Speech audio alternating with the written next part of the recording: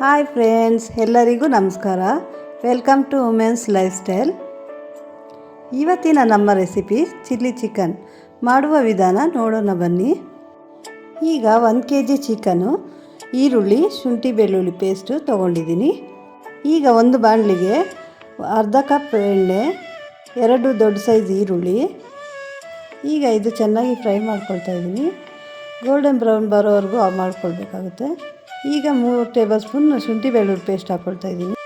ಈಗ ಇದು ಚೆನ್ನಾಗಿ ಫ್ರೈ ಆಗಿದೆ. ಈಗ ತೊಳೆದಿರುವಂಥ ಚಿಕನ್ ಹಾಕ್ಕೊಳ್ತಿದ್ದೀನಿ. ಇದು ಚೆನ್ನಾಗಿ ಫ್ರೈ ಆದಮೇಲೆ ಒಂದು ಸ್ವಲ್ಪ ಅರಿಶಿನ ಪುಡಿ, ಸ್ವಲ್ಪ ರುಚಿಗೆ ತಕ್ಕಷ್ಟು ಉಪ್ಪನ್ನು ಹಾಕ್ಕೊಂಡು ಫ್ರೈ ಮಾಡ್ಕೊಳ್ತಾ ಇದ್ದೀನಿ.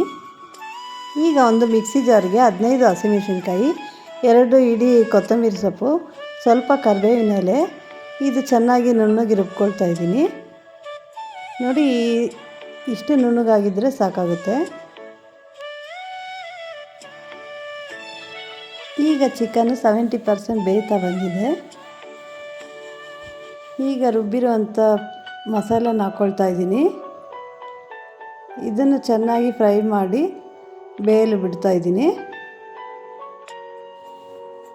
ಈಗ ಕರಿಬೇವಿನ ಎಲೆ ಸ್ವಲ್ಪ ಹಾಕ್ಕೊಂಡು ಅದನ್ನು ಚೆನ್ನಾಗಿ ಮಿಕ್ಸ್ ಮಾಡಿ